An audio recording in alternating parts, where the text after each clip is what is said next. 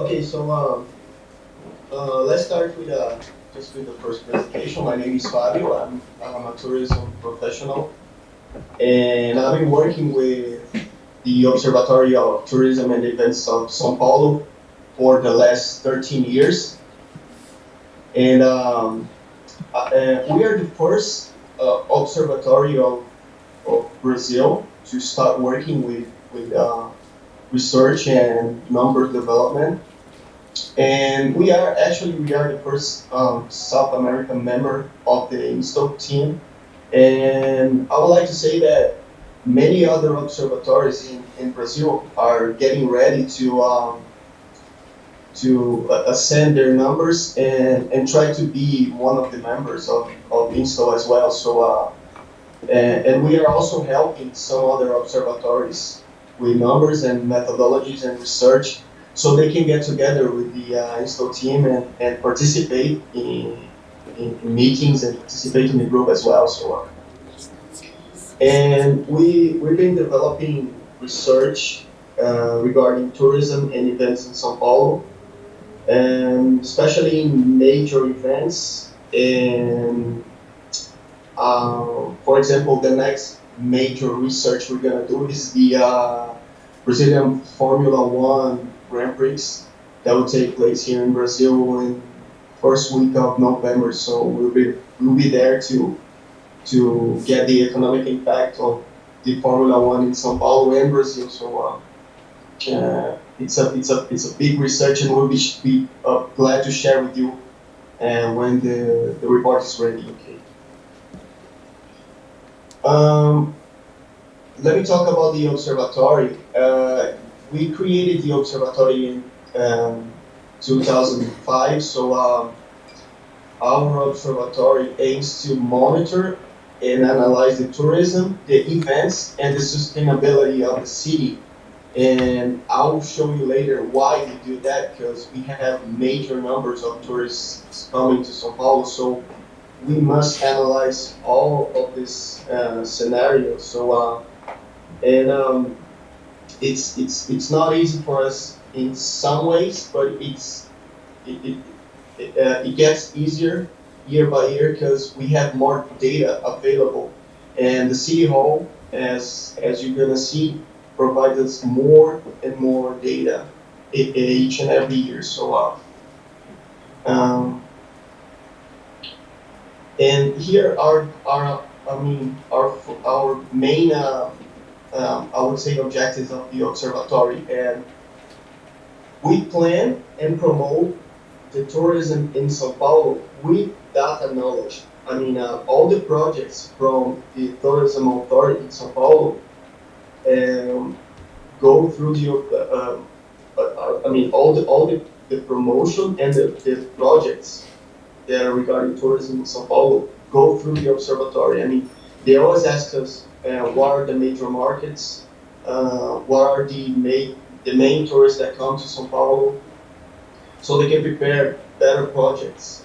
And we've been doing that for many years by now. So we also offer the private sector, hotels, airline companies, bus companies, and travel agencies. We have numbers and insights so they can, as the public sector, they can have many better projects and plan better what they're gonna do with the market. So we also promote sustainability of the tourism, analyzing the resources. Water consumption, power consumption, waste.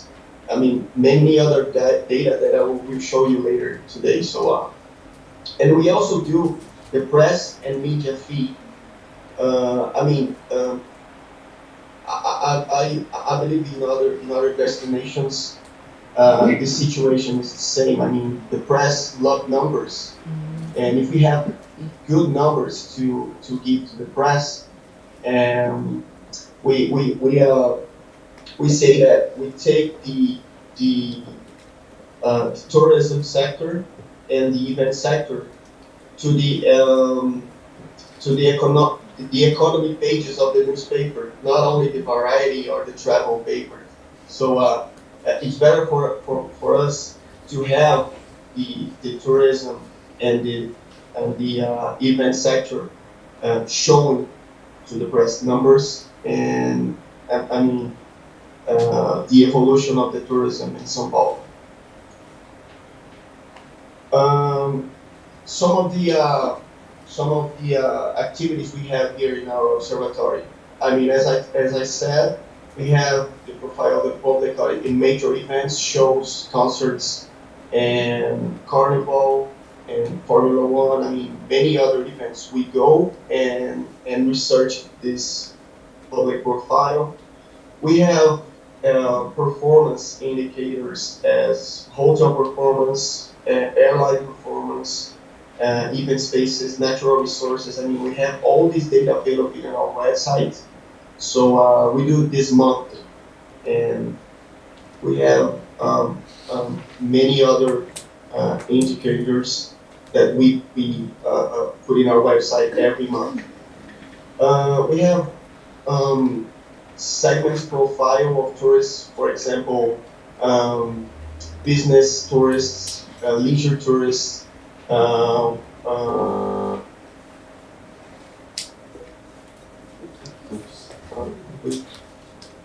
profile segments in São Paulo, so we do this research as well. We have spatial analysis and geographical mapping as well of the attractions. We don't only work with the tourist profile.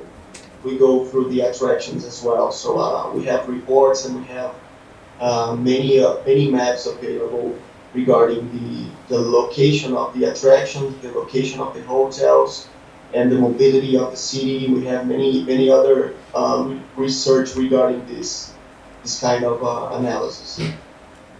And as I said, all of this comes to monthly reports and publications that we have in our website. Okay, let's start with this specific research that we've been doing for almost a year. This research came from these three questions. What are the impacts of tourist arrivals in São Paulo in the city's natural resources? And the next question was, okay, can we measure that? I mean, do we have available data for that? So we can compare the tourist arrival in São Paulo, and I mean, can we compare that with the natural resources? And by that, what are the conclusions that we can take on that? So I mean, those three questions were the goals for this research, specifically research. Right now, we have a website in São Paulo based on a federal law called transparency law that all the public data must be available for any citizen in Brazil. So we have this website in São Paulo called Observatory, as you can see, and we have themes like accessibility, like social system, like culture, urban development, human rights, education, environment, mobility. I mean, we have all these themes, and by each and every theme, we have many available data, and this is public and free. So you can go in the website and get the data that you need for any specific research. So we already have the tourism data, so we needed the other data that was available in this website. And all this data is validated by the City Hall team, so we can trust this data and we can use it in any research we need. So I would like to show some of the data that is available in this research. And the first data that we compared is the population of São Paulo and the tourist arrivals. As you can see, we established 2010 to 2017 for this research. And you see that the population in São Paulo is not growing strong as you can see in past decades. The average population growth in São Paulo is 0.58 year.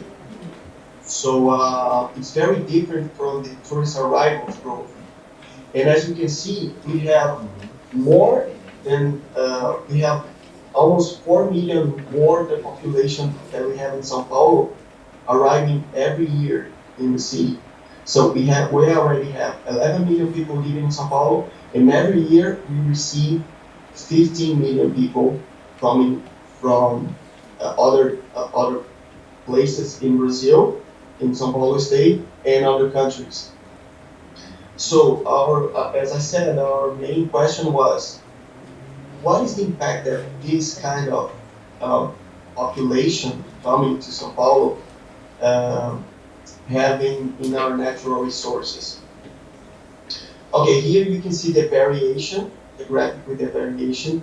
And as you can see, from 2013 to 2014, we had a 14% growth in São Paulo regarding the tourist arrival because of the World Cup.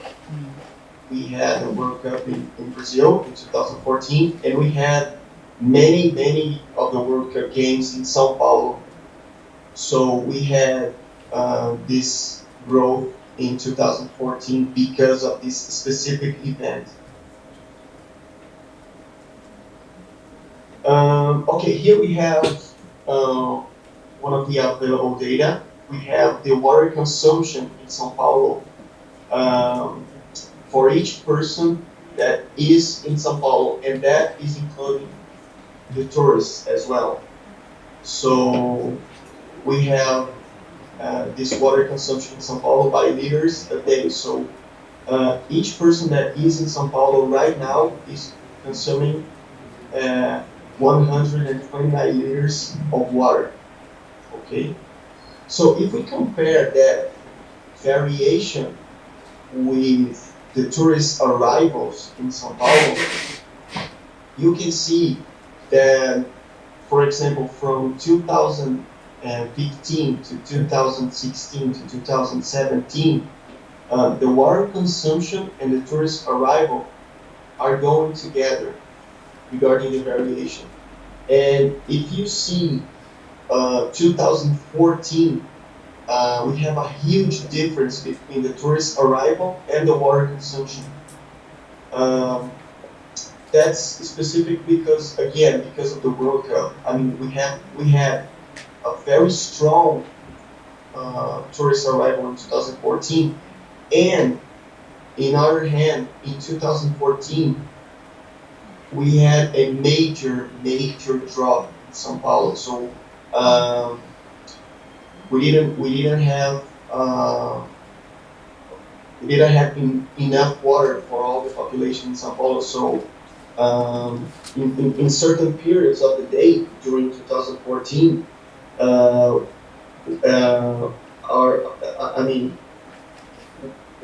we didn't have water to consume. So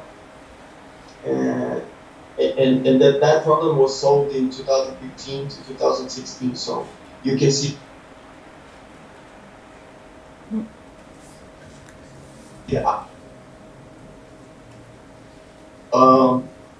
Okay, so let's talk also about traffic in the city. During the day and during the night, that's the average traffic we have in São Paulo in kilometers. Okay, so you can see that during the night, the traffic is heavier than during the day in São Paulo. And if you take, for example, the numbers from 2014 to 2017, the traffic in São Paulo Um, it's not as hard as it used to be, because right now we have a better transportation system. We have more subway stations in other places in São Paulo. So the traffic keeps getting better in São Paulo because of a better transportation, a better public transportation system. If you compare the variation of the traffic in São Paulo during the day and during the night with the variation of tourist arrivals, you can see that the impact of the tourist arrivals in São Paulo um, are stronger during the night, and there's an explanation for that. Uh, Many of the flights that come from other countries in our international airport, and also in our local airport, and come during the second period of the day. So people are arriving from 2 o'clock to 4 o'clock in São Paulo mainly. So after they leave the airport, they are already in the traffic. So you can see that the numbers of tourist arrivals in São Paulo go much more with the night traffic than with the day traffic.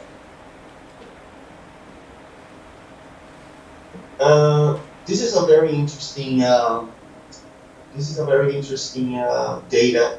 Uh, we have the electricity consumption in São Paulo growing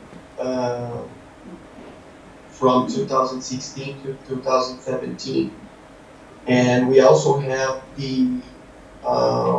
and this goes along with the tourist arrivals in São Paulo, and this is only commerce and services, and this includes hotels, for example.